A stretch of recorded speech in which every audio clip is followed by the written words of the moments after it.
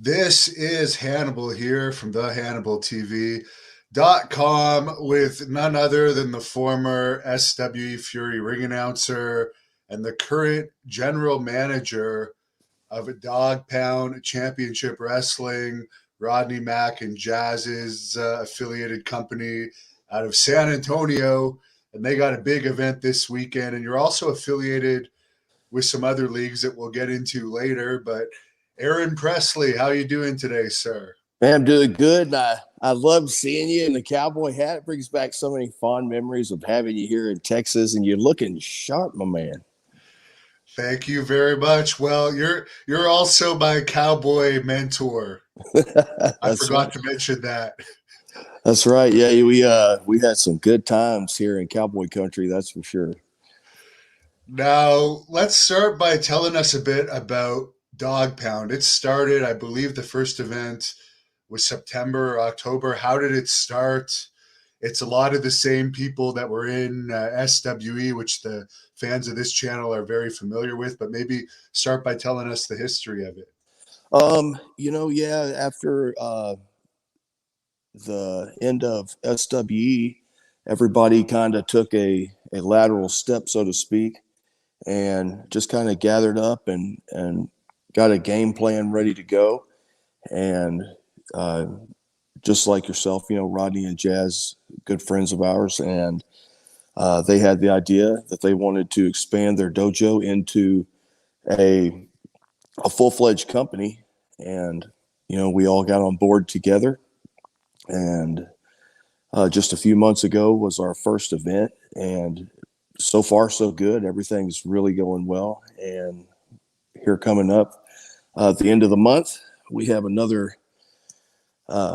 pretty big event there at the Woodlawn Gym, the historic Woodlawn Gym that we're calling the Pit now for Dog Pound Championship Wrestling. Should be good. So this is basically going to be a feeder system for the Dog Pound Dojo that Jazz and Rodney Mack run, as well as you got Charlie Haas involved. I think Christy Janes, who was a former SW champion, is involved. Tons of people. So maybe tell us a little bit about the talent.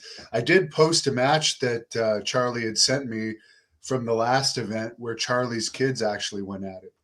Oh my goodness, yeah, Chuck and Russ, Chuck 9 and Russ 11. They've been opening the show for us as well as in Texoma, and they're just these kids. That's the future, and just seeing them do their thing is pretty incredible. And yes, Christy Janes, a lot of familiar faces from the SWE days join us there as well. And there's just so much incredible talent, and especially for the ladies, Jazz handling all the ladies. As a female wrestler, who wouldn't want to be associated with Jazz, and the same with Roddy Mack as well. And that in the Dog Pound Dojo, they're rolling deep there. So a lot of great talent coming out of there, and we got an action-packed event. So put it that way. I noticed you have Jasmine Allure coming, and she's one of my favorites. I think she's going to be a big star in the future. Absolutely, absolutely. Right now, especially for the ladies, it's the sky's the limit. And like I said before, anytime that these ladies can learn from what Jazz has to teach them, it's a good day, and it's been a beneficial situation for them. So we invite them all and come and learn, just as we all do. Did you see that thing on Raw with Seth Rollins interfering? You talk about the attack? Yeah. The fan that took him down there. Yeah, he shot the double leg on him. And at first I was like, man, how'd he get to him? Then I saw a different angle, and the dude, it was very reminiscent of someone like getting on the football field and finding their way to whoever had the ball. It's one of them deals, yeah, but he shot a double leg on him and took him down. Rollins just kind of held on.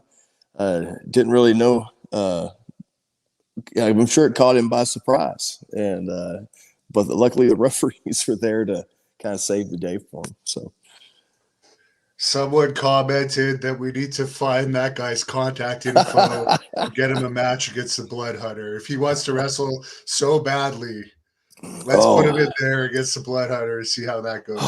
well, I'm pretty confident that it wouldn't go well for him, Devin. As we all know, the Blood Hunter is a violent competitor inside the ring and out. So I doubt it would go as easily as it went for him with Seth Rollins. We'll put it that way.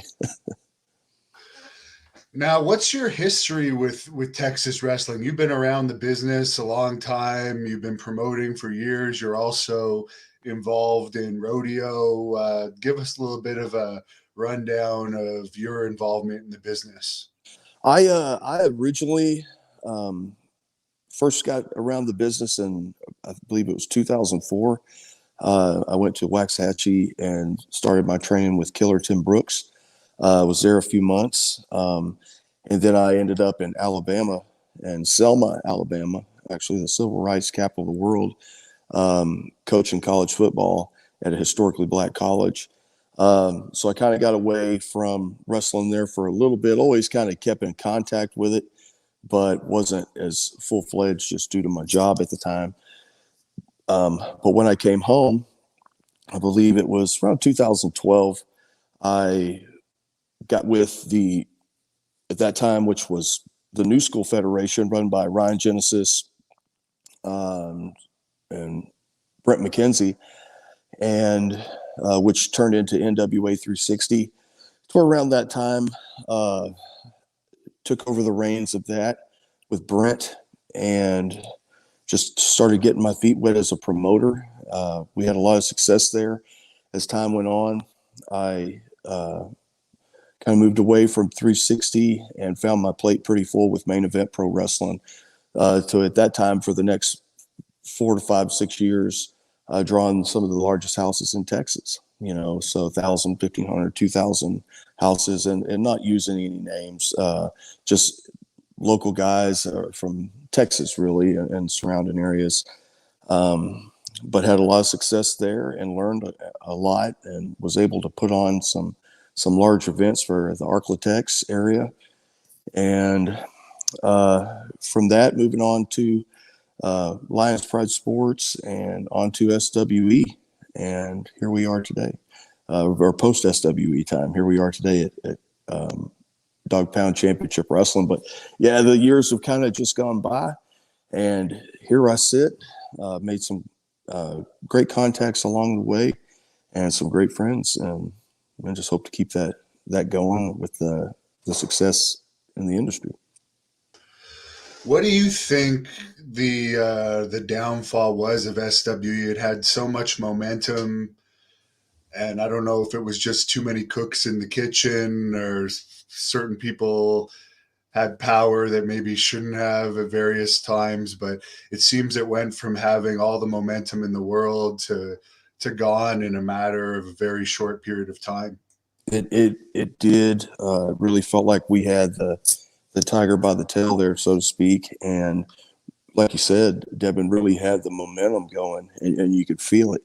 Hindsight's always 20/20, and in a situation like that, we grew really fast, and decisions get made, and people come around, and but I would say probably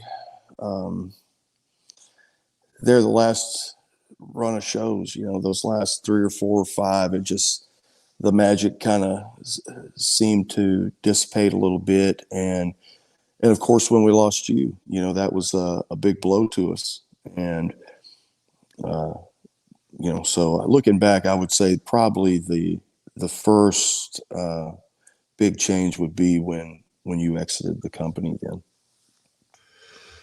Well, on a good note, the shows that happened after my exit of the company, matches from those events, I came to an agreement with some of the old people involved with it, and they're going to be posted on my channel, so they'll be out there with you ring announcing. Oh, nice, So nice. the fans can look forward to seeing some of those, especially Ivali. She was one of my favorites, so I'm looking forward to getting those ones up. Right, right. And I saw some of those the other day, and I'm so happy y'all were able to reach the agreement that you did, and let those matches be seen, and let that talent be seen, and we just all move forward. Now, what do you think about a company like World Class Pro Wrestling? They're planning to run the Dallas area twice a month, starting in January. They have history of promoting and so forth, but what do you think a company like that is going to have to do to actually draw twice a month back to back in the same market? Because as a promoter myself, and I do wish them the best, I'm involved with that company, but that kind of makes me a little nervous. So as an experienced Texas promoter, what would your advice be to a company like that that's biting off such a task of drawing every month like that? I believe one of the best things that World Class has going for him, as well as Jerry Bostic there, who I have tons of respect for. Just recently getting to know Jerry. You have an incredible team there, and when you put an incredible team on the field and everybody in the right positions, and you listen to those people you have in those positions who are there for a reason. Um, and with everybody moving towards a like-minded goal, great things can happen. So he's set up for success, no shadow of a doubt, right there. The main thing is just keeping the train on the tracks and keeping the that goal in sight and trying to ride that straight line. We can go to the left of the line a little bit, to the right of the line or so a little bit, but at the end of the day, we all have to keep our eyes on the prize, so to speak, and keep moving towards a collective goal.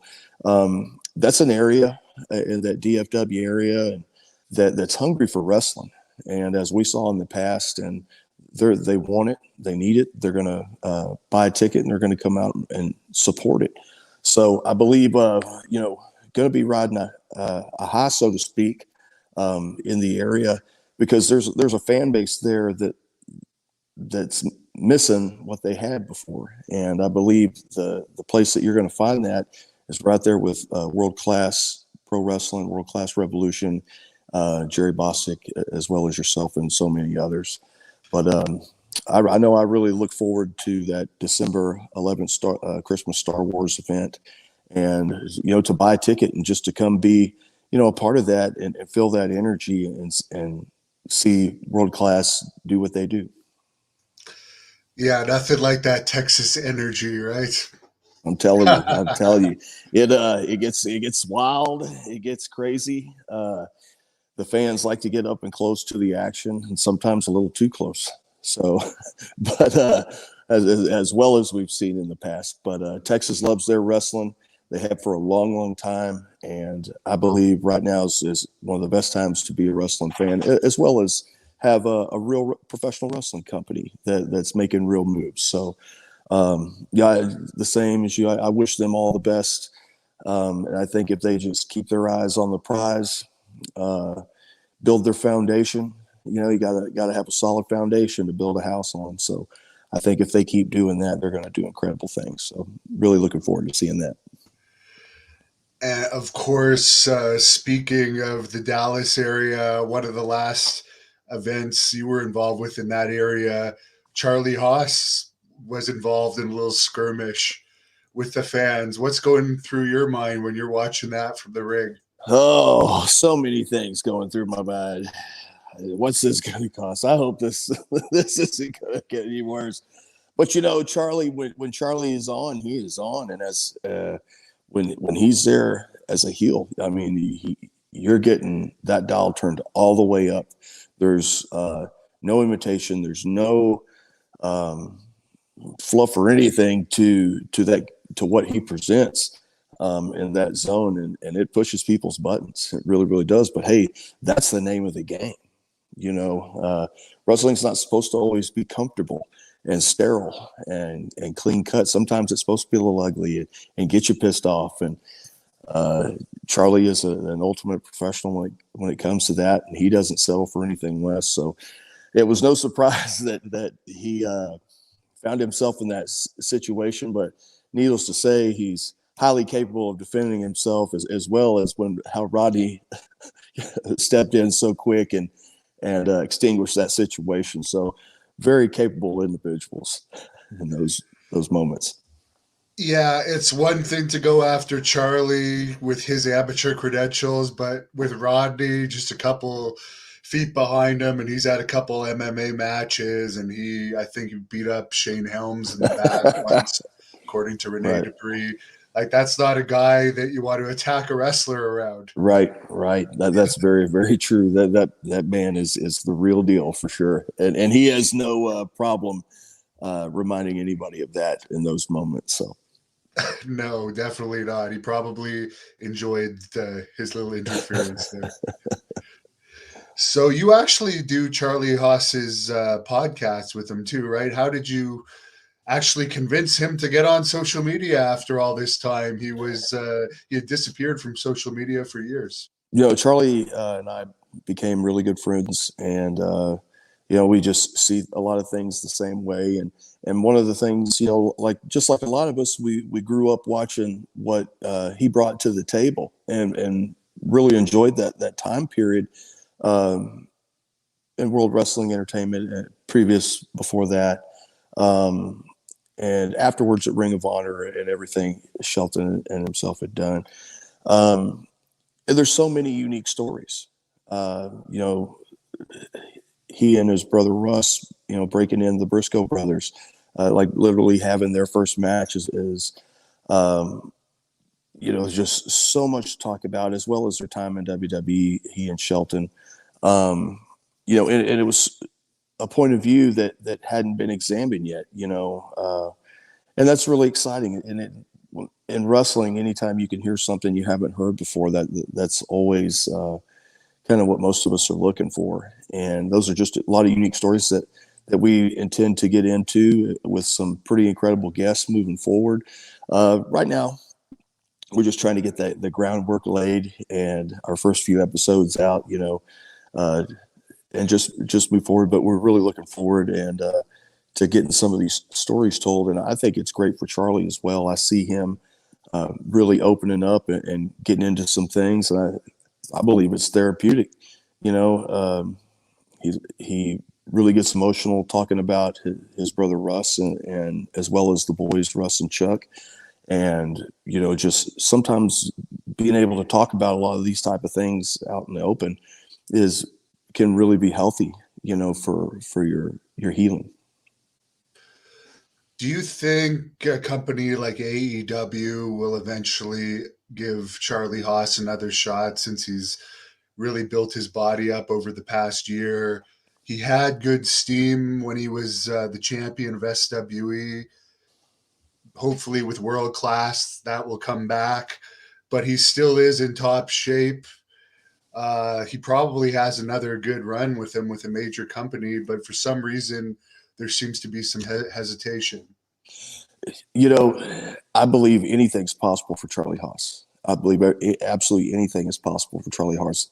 Inside those ropes, he has the ability to be one of the most incredible forces there are. He's one of the most incredible amateur wrestlers as well as professional wrestlers, and he'll be the first to tell you that of course he made his name off being part of a tag team for so long, and just kind of really was catching his his footing as a singles competitor and really getting to where he feels comfortable.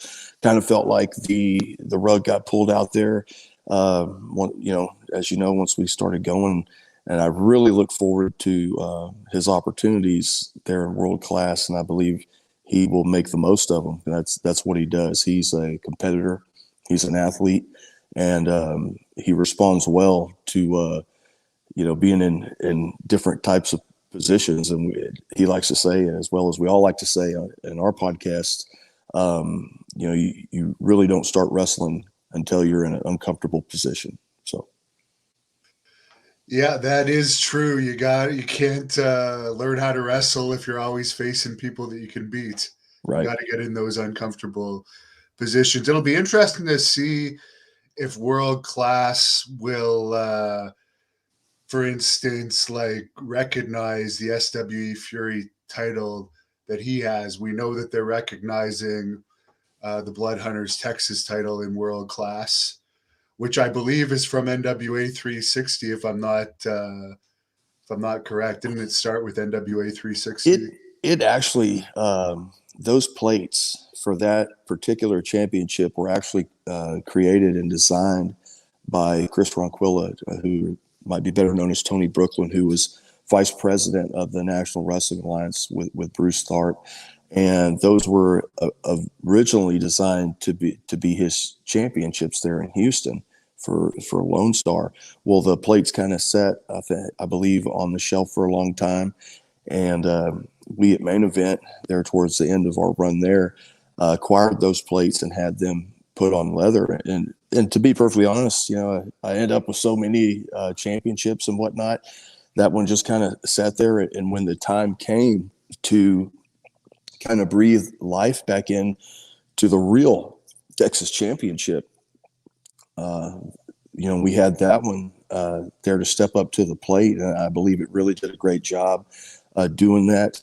So many people endorsing it, from Kevin Sullivan to Sonny Ono that night, and then the Blood Hunter winning that championship, and from that point taking it all the way into Canada, and just doing so many great things to it, and shining a positive light on that championship.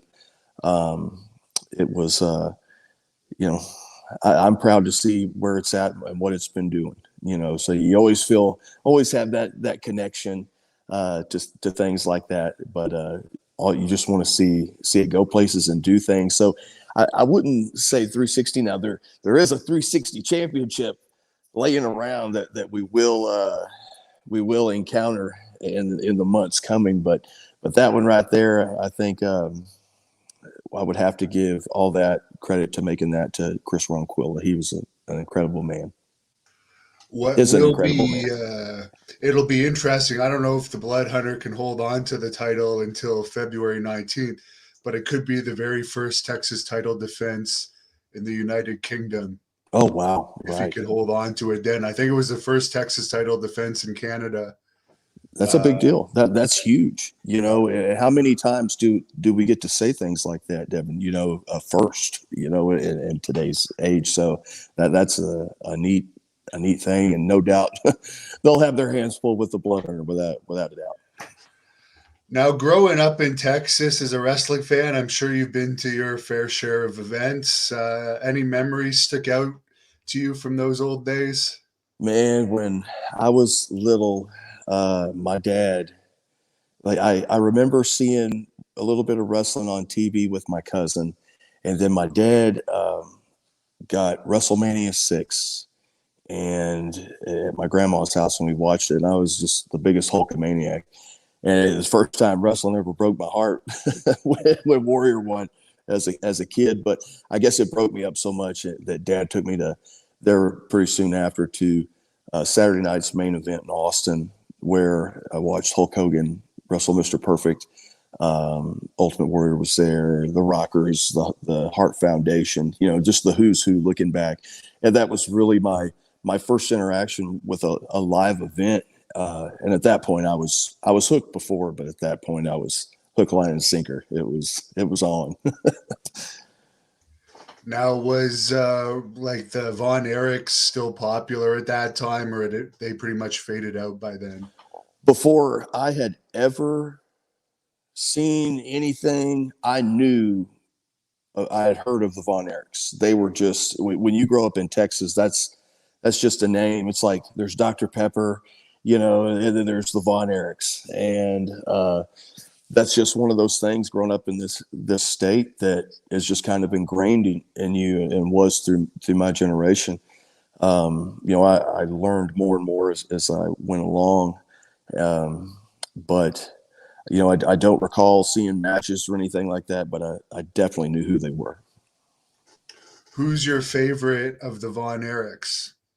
Growing up, like I was a huge Kerry Von Erich fan, because I saw him in WWF as the Texas Tornado, and I loved Kerry Von Erich. As I got older, I really earned so much respect for David. Seeing, David was so just ahead of his time, and just have really grown to respect what he brought to the table now as an adult looking back. Now, I ended up becoming friends again with Lacey. I know you've had your Mhm. ups and downs with her. Not ups and downs. You've always been friends with her. Right. But how is your interactions with Lacey and thoughts on her? My interactions with Lacey were great. She just wanted to do the best job possible, and we wanted to make that happen for her. She really cared about the product. Things just didn't go the way we all envisioned, and but I know have no complaints about Lacey. She was always showed up early, if not on time, if not earlier than most, to work, and really was passionate about the product, and was really passionate about the kids camp. And my hat's off to her. I thought she gave it all she had, and did a great job with what she was doing. Yeah, she's definitely very good with kids, 100%. I would have liked to have seen her back in the ring doing something, maybe down the road. Right, right. What's your favorite match from the Texas wrestling scene over the years? You know, I was I really really enjoyed what Moonshine and Max Castellanos had going on. That was captivated my attention. Couldn't wait to see what was going to happen next. I really enjoyed that, and to be perfectly honest, the Blood Hunter dominating in his time in Texas was pretty impressive as well. That was the talk of what was going on, and I would say those two things, as well as Charlie's reign as the SW Real World Champion. Those things stand out in my mind, but really enjoyed Max and Moonshine. That was a fun time. Well, I know Moonshine is still going to be in world class pro wrestling as time goes on. I know AEW has been giving him tryouts regularly, so I wish him luck there. Max, I heard, is he injured or something? Max got COVID a while back, and I Okay. think it really was kind of eye opening, and kind of had him wanting to spend some more time with his family, and we all honor that. So we support him and taking his time to just be with his family. I can totally understand. We lost four of our family members, my personal family, our close family members, in 1 month from it. So it really makes you want to be home and be present, and just kind of get yourself straight mentally. And if that's what he wants to do, we support him all the way. He's one of the most incredible competitors I've ever. And um,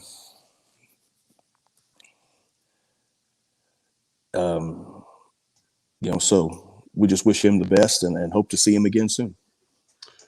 Now, here's the poster for November 27th, just a couple days away. Want to tell us a little bit more about this card? Hunt After the Harvest coming up this Saturday, live in San Antonio at the Pit at Dog Pound Championship Wrestling at the historic Woodlawn Gym. You're going to see the who's who in professional wrestling. I have a major announcement I'm going to open the show with. I've asked all talent to be in the building, and from what I understand, we will have a full house already. And I'm not going to waste any time. Uh, that night, I'm going to, from the jump, let them know what's going on, and we're going to ride the waves of that announcement immediately following. So,